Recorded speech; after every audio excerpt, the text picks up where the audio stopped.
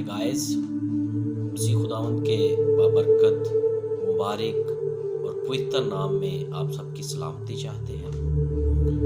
और हम एक दफ़ा फिर हाज़िर हुए हैं अपने दोस्तों के लिए, अपनी बहनों के लिए, अपनी माँओं के लिए, अपने बुज़ुर्गों के लिए, ताकि कलाम का कुछ हिस्सा जो खुदा ने हमें अता किया है हम आप लोगों तक पहुँचाएँ। और आज की जो हमारी आयत है वो ये है, अगर हम मुकद्दस मत्ती रसूल की मार्फत लिखी गई इंजील उसका 5 बाब और उसकी 9 आयत को पढ़े। मुकद्दस मत्ती रसूल की मार्फत लिखी गई इंजील उसका 5 बाब और उसकी 9 आयत, वहाँ पर कुछ यूँ लिखा हुआ है, मुबारक है वो जो सुलह कराते हैं क्योंकि वो खुदा के बेटे कहलाएंगे। खुदा उनके कलाम के पढ़े और सुने जाने पर खुदा उनका शुक्र हो। हम छोटी सी प्रेयर करेंगे, सब अपनी आंखों को बंद करेंगे, अपने सरों को झुकाएंगे।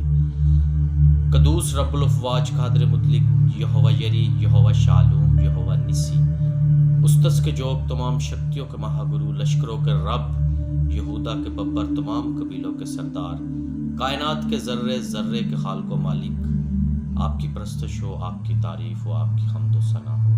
प्यारे खुदावंद जी, आज का जो कलाम है, आज के कलाम की जो आयत है, हमें इसके मुताबिक बोलने की अक्ल अता फरमा प्यारे खुदावंद जी, ताकि लोग आपका ये कलाम सुने और अपने दिल में बैठाने वाले हों और इन बातों पर अमल करने वाले हों। ये सब कुछ मांग लेते हैं हकीकी बादशाह के, हकीकी शहजादे, अकलौते बेटे हमारे खुदावंद यीशु मसीह के वसीला से, आमीन।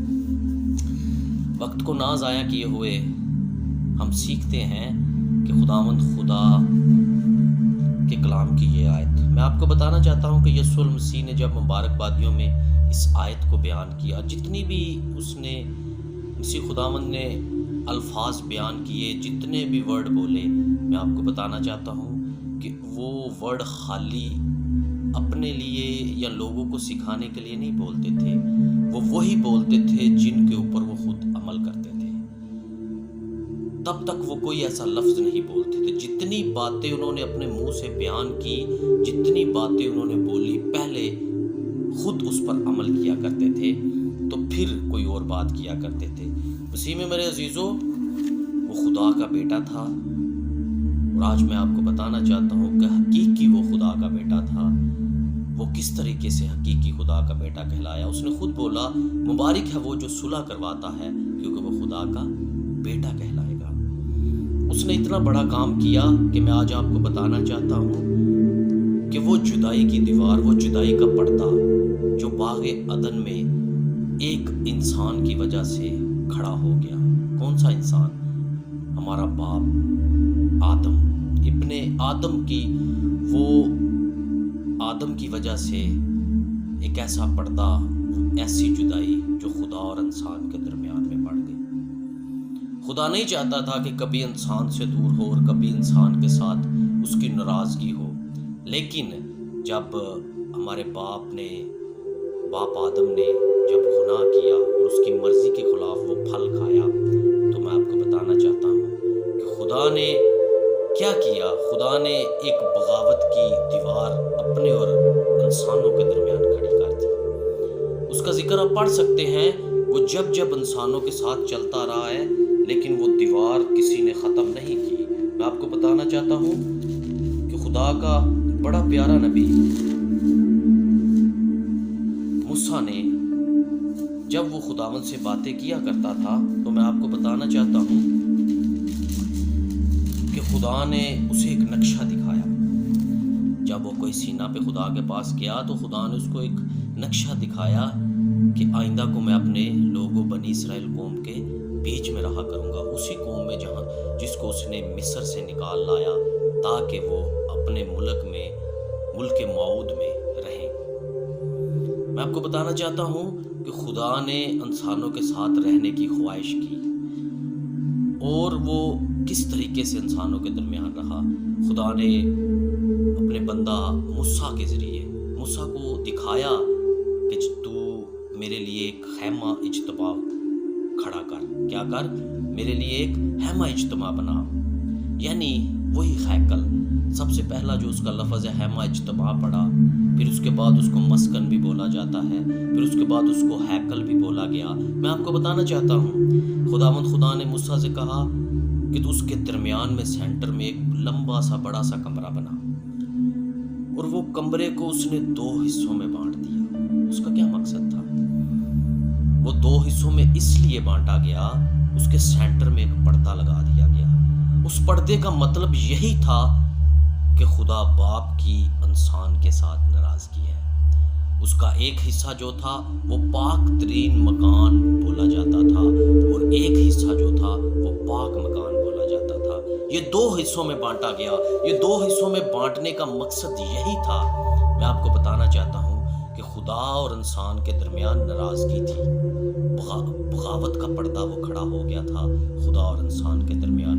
کبھی بھی کوئی خدا کے پاس ایسے ڈائریکٹ نہیں جا سکتا تھا جب تک وہ اپنے گناہوں سے بالکل پاک نہ ہو، جب تک وہ پاک دل نہ ہو، جب تک وہ خدا کو پسند آنے والا نہ ہو، چاہے وہ ایک خادم کیوں نہ ہو، چاہے وہ ایک کاہن کیوں نہ ہو۔ صرف سال میں ایک دفعہ ایک کاہن اندر جایا کرتا تھا جو گناہوں کی معافی کے لیے ہیکل عہد کے صندوق کے اوپر خون کو چھڑکا کرتا تھا۔ میں آپ کو بتانا چاہتا ہوں کہ اگر اس میں تھوڑا سا بھی گناہ پایا جاتا تھا تو وہ اسی وقت اس کمرے میں بسم ہو جاتا تھا۔ خدا غصے میں تھا، اس لیے کہ انسان نے گناہ کیا، خدا کو خوش نہ کیا۔ میں آپ کو بتانا چاہتا ہوں کہ اس کے بیٹے کا جو حقیقی مقصد تھا وہ یہ چاہتا تھا کہ انسان اور خدا کی صلح کروا دو، تاکہ وہ بغاوت کا پردہ جو ہے اس کو گرا دو۔ تو اس نے وہ سچ کر دکھایا۔ وہ کیسے سچ کر دکھایا؟ جب اس نے صلیب پر اپنی جان دے دی، ساری چیزیں جب اس نے مکمل کر دی، تو آخری الفاظ اس نے بولا کہ تمام ہوا۔ اس تمام ہونے کا اصل میں مقصد یہ تھا کہ انسان اور خدا کی صلح کے تمام جو پیچھے دن گزرے گئے ہیں وہ ختم ہو گئے، وہ تمام ہو گئے۔ اب نئے سرے سے ایک زندگی کا آغاز ہوا۔ اور جب اس نے اپنی جان دی تو میں آپ کو بتانا چاہتا ہوں کہ ہیکل کا پردہ اوپر سے نیچے تک پھٹ گیا۔ دیکھیں، آپ دیکھیں بائبل میں لکھا ہوا ہے اوپر سے نیچے تک۔ اور اس کا مقصد کیا ہوا کہ خدا نے اس پردے کو اپنے ہاتھوں سے پھاڑ دیا، خدا نے خود پھاڑا، اور انسان اور خدا کی صلح ہو گئی۔ میں آپ کو بتانا چاہتا ہوں کہ خدا نے اپنا بیٹا خود ہی قربان کیا۔ ہم اس لائق نہ تھے، ہمارے تو عقلوں پہ پردے چھا گئے تھے، ہمارے دلوں پر چربی چھا گئی تھی، ہمیں تو ہوش ہی نہیں۔ ہم تو ازل سے اس باپ سے جو آدم ہے اسی سے گناہ گار ہیں۔ ہم نے تو کبھی سوچا ہی نہیں تھا کہ ہم خدا کے ساتھ صلح کریں۔ یہ منصوبہ بھی خدا نے خود ہی بنایا، اپنے بیٹے کو قربان کیا، اور جب وہ قربان ہوا تو اپنے ہی ہاتھوں سے اس نے انسان کے ساتھ صلح کر لی۔ یہ دونوں کام باپ بیٹے نے خود ہی کیے۔ ہم اس لائق نہ تھے، اتنی بخشش انہوں نے ہمارے اوپر قائم کی۔ میں آپ کو آج بتانا چاہتا ہوں، اس پردے کو انہوں نے پھاڑ دیا، اس جدائی کی ناراضگی کے پردے کو پھاڑ دیا۔ اسی لیے تو مسیح خداوند فرماتے ہیں مبارک ہے وہ جو صلح کرواتا ہے، کیونکہ وہ خدا کا بیٹا کہلائے گا۔ وہی حقیقی بیٹا کہلایا، اسی نے انسان اور خدا کی صلح کروا دی۔ میں آپ کو بتانا چاہتا ہوں کہ یہ کوئی عام پردہ نہیں تھا۔ اس کی تفسیر آج ہم تھوڑی سی سیکھنے والے ہیں۔ وہ عام پردہ نہیں تھا، وہ پردہ اتنا بڑا پردہ تھا کہ آپ سوچ نہیں سکتے۔ اس پردے کو ہیکل میں جب سلیمان بادشاہ نے ہیکل بنائی تو اس پردے کی ایک علیحدہ سے ترتیب کی گئی۔ میں آپ کو بتانا چاہتا ہوں کہ 100 کاہن مل کے اس پردے کو اٹھایا کرتے تھے۔ اس پردے کا وزن کم از کم جو تھا 27,000 کلو گرام تھا۔ 27,000 کلو گرام، یہ میں آپ سے کہنا چاہتا ہوں۔ اور اس کی جو اونچائی تھی، لمبائی تھی اس کی، وہ 60 فٹ اونچی تھی۔ کتنے فٹ؟ 60 فٹ اونچی تھی۔ اور اس کی جو چوڑائی تھی وہ 20 فٹ چوڑی تھی اس پردے کی۔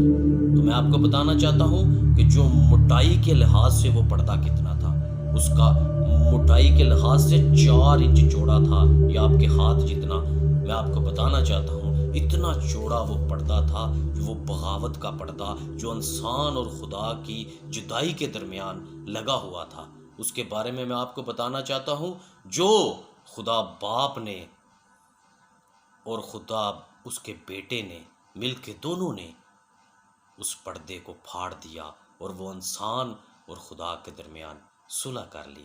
مسیح میں میرے عزیزو، ہمیں ان باتوں کو سمجھنے کی ضرورت ہے۔ وہ کہتا ہے مبارک ہے وہ جو صلح کرواتا ہے، کیونکہ وہ خدا کا بیٹا کہلائے گا۔ آج ہمیں بھی دنیا میں رہتے ہوئے کبھی بھی کسی کے ساتھ ناراضگی نہیں رکھنی چاہیے، بلکہ ہر ایک کے ساتھ صلح کر لینی چاہیے، اور چاہیے کہ اگر کوئی اور بھی ناراض ہے تو ان کی بھی آپس میں صلح کروائیں۔ خداوند آج کے کلام کے وسیلہ سے ہم سب کو برکت دے۔